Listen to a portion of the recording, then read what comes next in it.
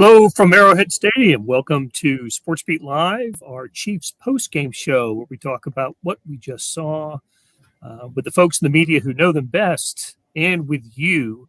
Please let us know what you thought about the Chiefs' 27-17 victory over the Jacksonville Jaguars today. So many things happened in this game. We got a lot to get to with Sam McDowell, Vahe Gregorian, and Herbie Tiopi. You know, guys, as I was walking down here to the SportsBeat KC studios in the press box, I noticed a kind of a beautiful sunset in the southwest sky, and it reminded me that we had not seen a sunset in a post-game situation at Arrowhead Stadium this season. It was the first, we're in week 10, it was the first noon home game. Chiefs had to be the last team in the NFL to kick off in the first time slot, the regular time slot of a day. And it also got me thinking, that's a little bit of an oddity. Also, the whole start of the game was a bit of an oddity. Wasn't it, Vahe, from the coin toss to the Chiefs' first possession, just seemed a little off kilter to get going today. It absolutely it did, and I think the term that I tweeted was disturbance in the force, and it really was just a little funny. And it's one of those things. It doesn't necessarily ever add up, right? But it makes you think a little bit early on that like this isn't going to go exactly the way we think it is. It was I don't remember the last time the Chiefs chose to receive, but it really turns out they didn't choose to receive. They had a little communication breakdown, and that led to the Jaguars kicking off with an onside kick, of course. And anyway, it all's well that ends well for the Chiefs. But that was it was a little bit of a funky beginning, and it made you wonder, if their heads were in the right place. Yeah, it does. And Herbie, isn't that right? I mean, the Chiefs never win the toss and elect to receive. Not as long as I've been coming out to games here. Yes, and that agreed, Blair. And the funny thing is, I have my tweet ready to go. Chiefs win toss, defer to the second half. Jaguars to receive, and all of a sudden I was like, "Wait a minute, did I hear that correctly?" They said to receive, but as Andy Reid said, and as Vahe pointed out, it was a quote miscommunication end quote as to what he wanted and what the players on the field actually told the officials. Yeah, let's be clear. It was Chris Lamont who was the one who the official turned to at the coin toss and asked after the Chiefs won toss, what do you want to do? And I saw Lamont go like this before receive. And I think, whoops, that's probably not what the instruction was. Yeah, Andy Reid called it a bit of a communication breakdown. And just real quick, Blair, no names, but I did talk to one special teams player in the locker room who said he wasn't going to be critical because he once had an opportunity to do this and was so overjoyed at winning the coin toss, he forgot what to say. So he had to turn to somebody next to him. So, these things happen. It's not a seamless process. Stuff happens. But you're right. So the Jaguars kick to the Chiefs. It's an onside kick. The Jaguars recover, which essentially means they got the ball to start both halves and did not take full advantage of that, as we know. The Chiefs win 27-17. So much went on in this game. Let's run down a couple of highlights.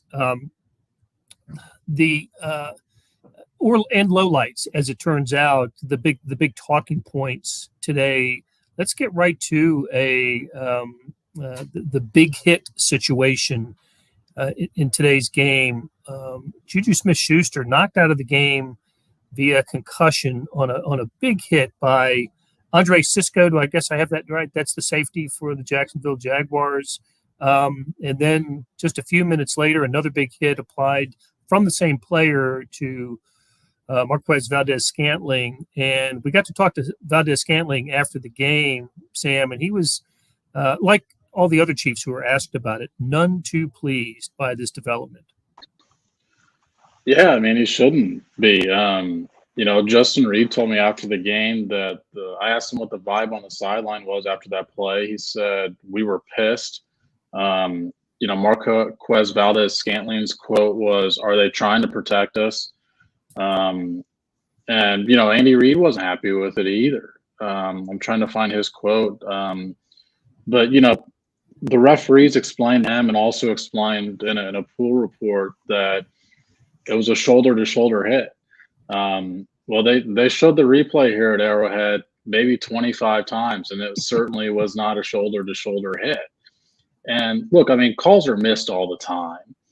There's rarely a call where you have the evidence laying in front of you looking like he's potentially knocked out in the fencing position. I don't understand how that call is ever missed. I also think that, if it's a situation where it is missed, New York needs to step in there. And I understand that's not the protocol on penalties, but I think it should be, because that is the hit you're trying to get out of your game. I didn't think today was a good day for the NFL, because that was an image on the field that, to me, is the lasting image from this game. It was uncomfortable to watch.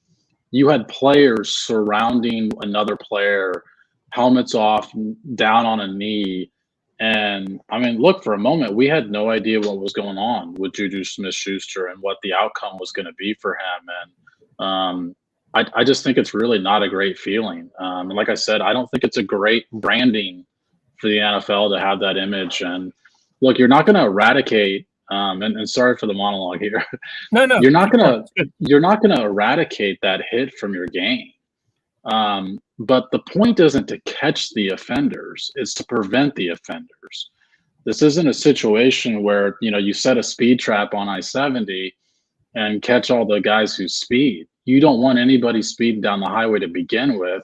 And to me, the only way you do that is if there's severe punishment for hits like that.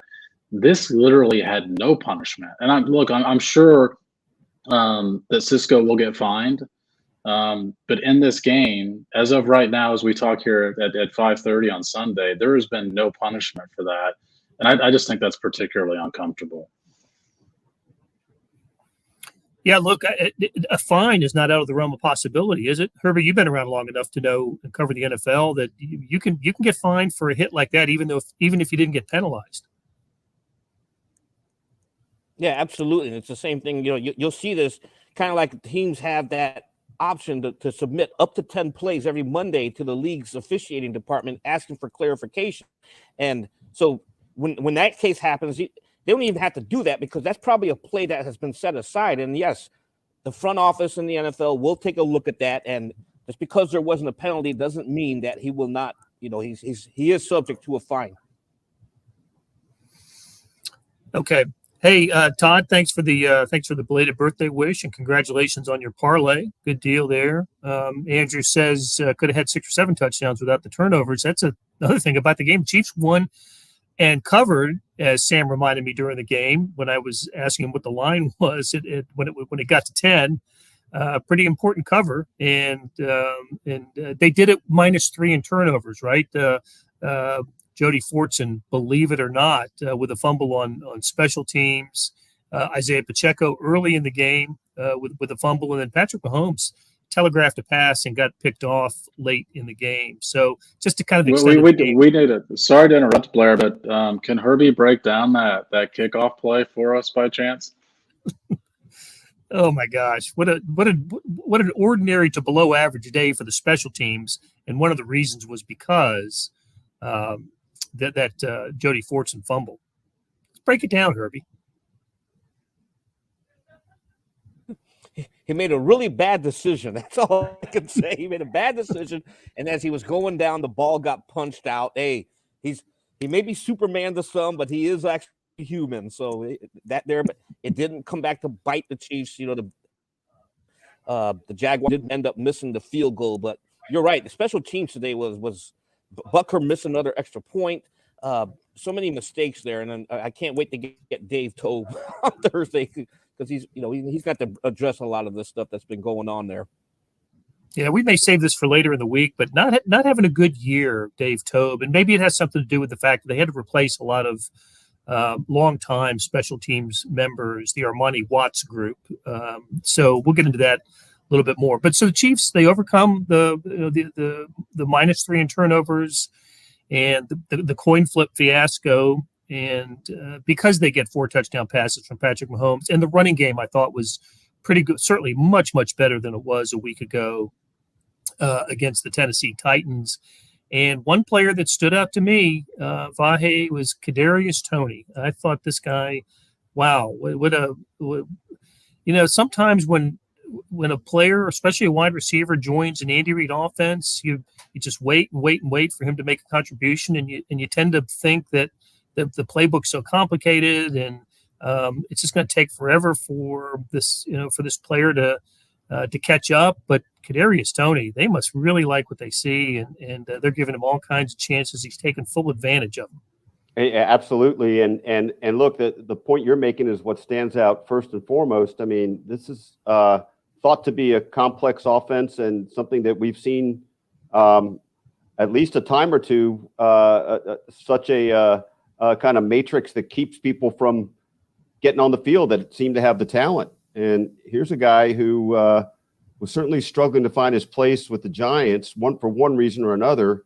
And I mean, he literally started his first game as a Chief last week. He had limited snaps, but then this week, I mean, he was a bit of a feature presence. Now, some of that might have changed a little bit with Smith-Schuster getting hurt, but he was already an emphasis in the offense. And on a day where McCole Hardman was out too, that's pretty big. What was funny about the play he scored on was that he was Patrick Mahomes' fifth read on the play, and he was supposed to be a decoy for the Jaguars. And literally nobody went with him. And really, to hear Patrick tell it, Patrick kind of forgot he was over there. He had to yell over to Patrick, which I think is kind of interesting, right? It's a little bit of a metaphor for don't forget about me, and my career might still have a little room to grow here. And I do think, we've seen Brett Veach really try to bring in different kinds of people over the years at midseason, and there's been some mixed levels of success, but he's always going to churn. And right now, this has the appearance of being something that could take, and they have him under control for a couple of years too, contractually. So it seems like a pretty good step forward on this day for the Chiefs as they step forward into first place in the AFC, by the way. Yeah, with the Bills loss to the Vikings, that we'll get to in a minute too. The whole Kadarius Toney situation with McCole Hardman, the last year of his contract, and Juju Smith-Schuster signed up for 1 year. Although earlier this week, did he not say he'd like to stick with the Chiefs a little bit longer? He did, but I think just less about what's going to happen with those guys, I think, in my mind, than specifically what they might know they might start soon seeing they really have in Toney.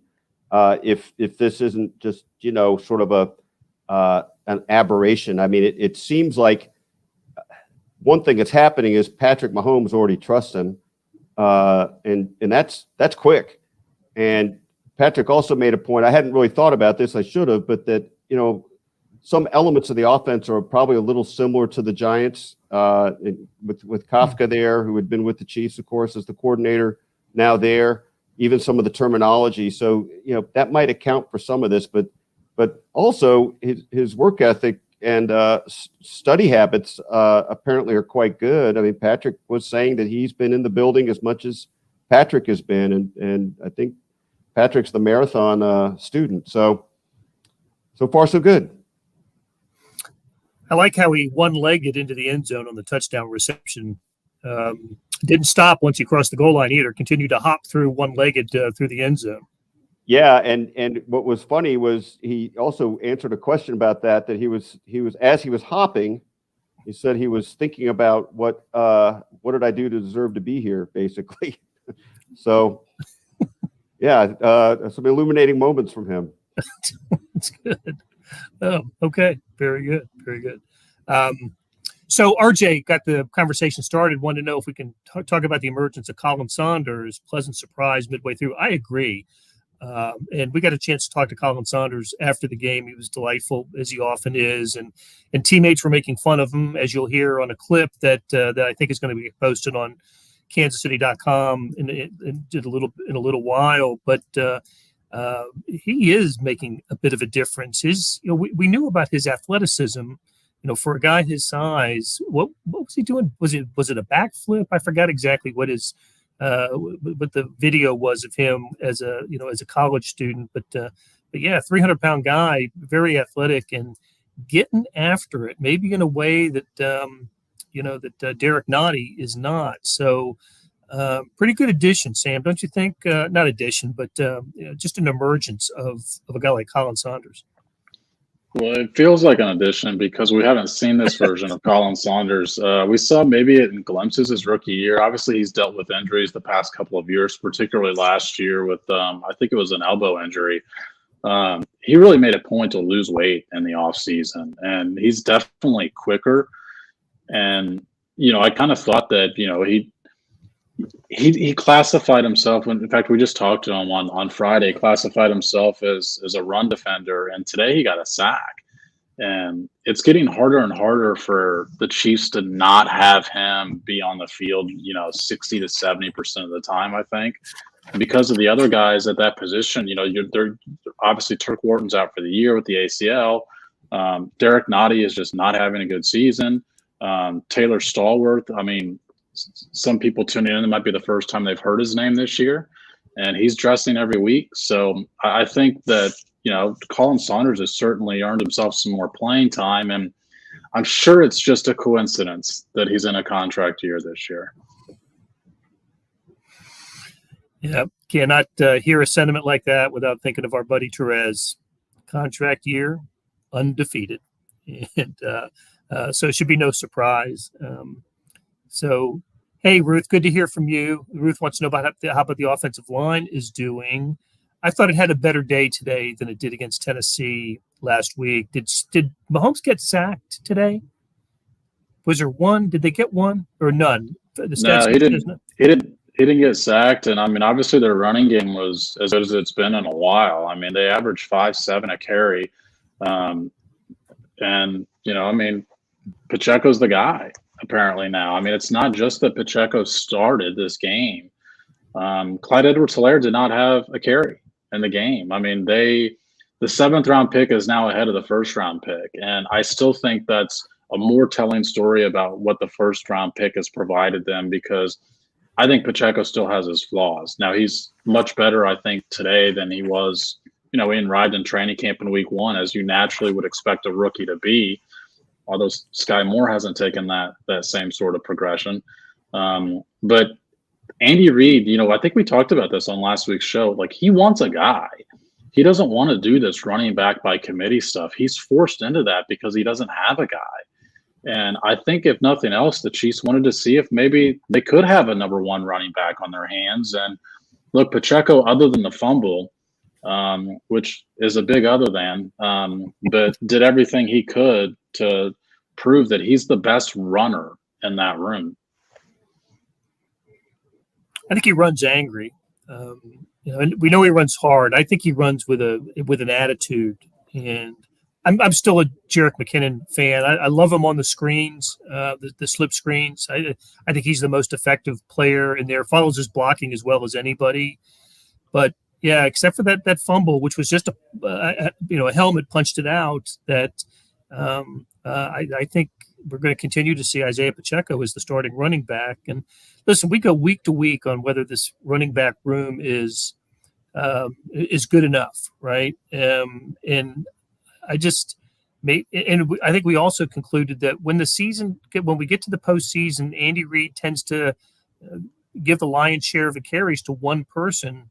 And I still don't know if that would be Pacheco over Jerick McKinnon, but it just seems increasingly possible that it's not going to be Clyde Edwards-Helaire. So that is really interesting to me. I just feel like what they've established, that the difference between them is significant enough that they've got to force feed Pacheco and see what they've really got with him. And I think they like what they've really got, the baseline for it. And I think his vision and sense of the field and understanding of what's around him is only going to get better.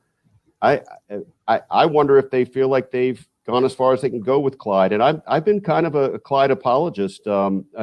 I thought, like, at that Cardinals game, we've probably talked about this before. I thought, well, that's the way that guy can look when he's healthy. And I just thought a lot of his troubles had been that he was not as healthy as people might have supposed in different situations. But I think he's being left behind. Jack says that Roger Goodell said this morning that he's most proud of the increasingly player safety in the NFL, and they should make illegal use of helmet. Oh, should they make illegal use of helmet reviewable? That is a good question, because the last pool question to our official today from Adam Teicher was, what happened to Juju Smith-Schuster was not reviewable, and so maybe that does need to happen, Yeah, that's. Yeah, I don't think you can afford to miss that call. And if that means you have to review it, then so be it. I prefer, New York gets involved in these games a lot more than people realize. And the reason it's more than people realize is because they're so quick with it. Like, these are not extended delays. I mean, how many replays did each of the four of us need to watch today before we knew that was helmet to helmet? It takes one replay in 30 seconds to where none of us would even know. It's literally the time it takes them to sit there and huddle on the field to make the call. Somebody in New York or somebody up here where we are all sitting can buzz down and say, that's helmet to helmet.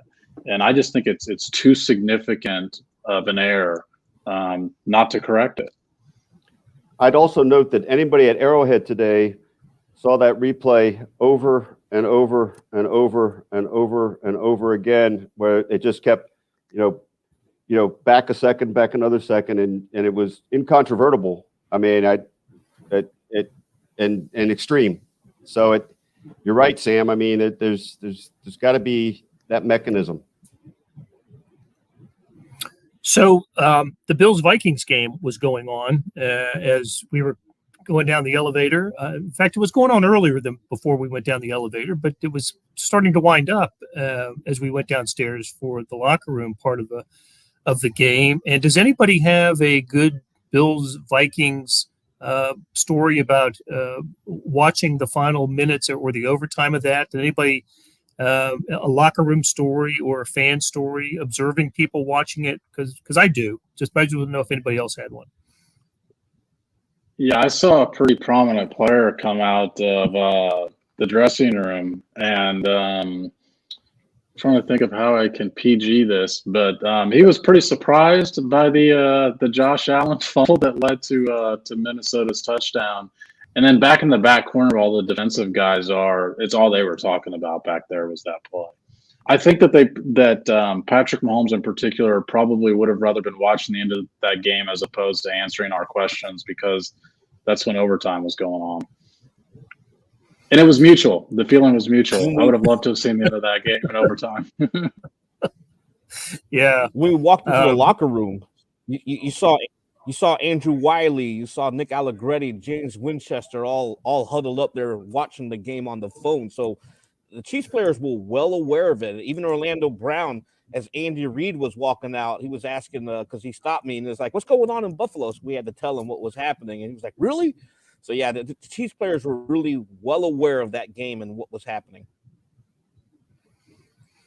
So that's 3 losses now for the Bills, is it not?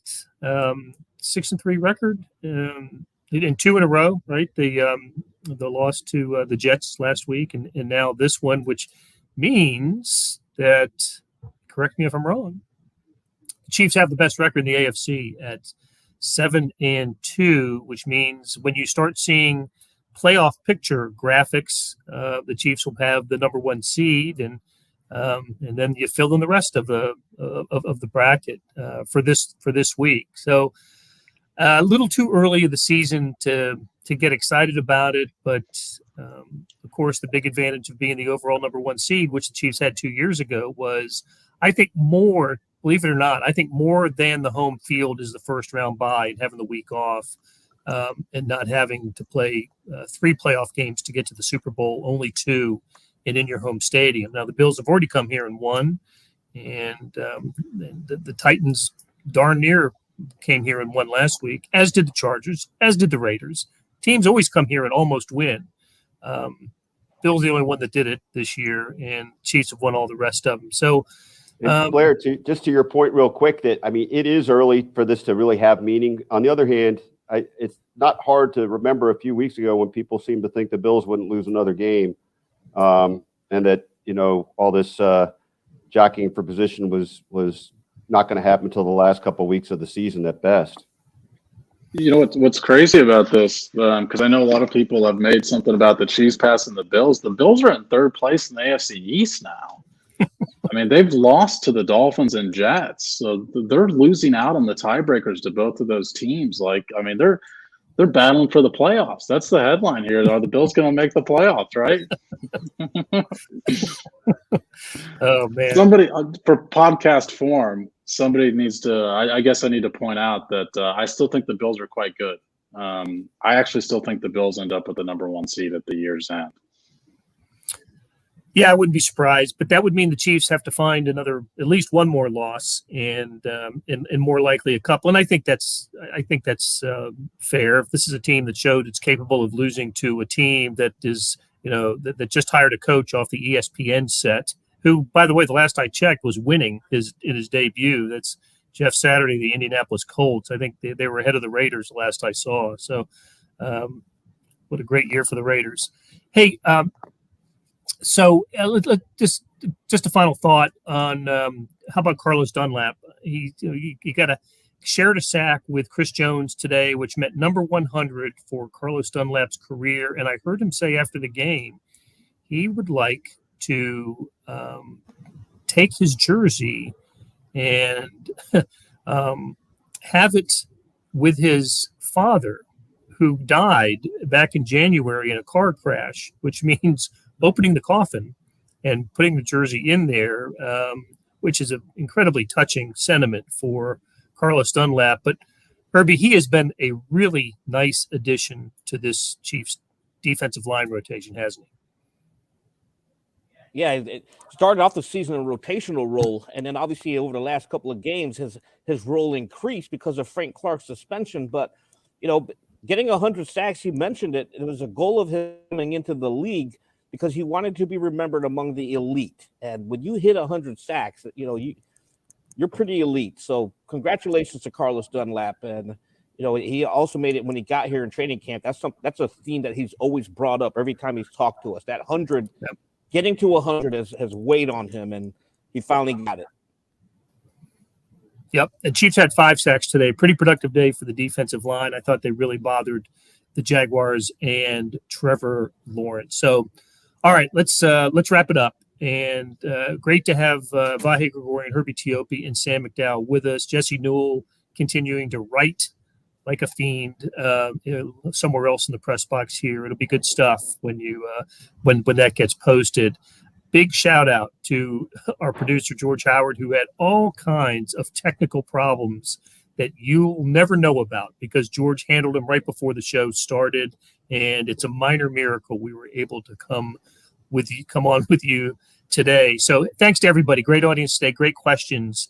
And we'll do this again on Thursday, a few days before the Chiefs are set to tangle the LA Chargers on Sunday Night Football next week. Back to night football. How can you not love it?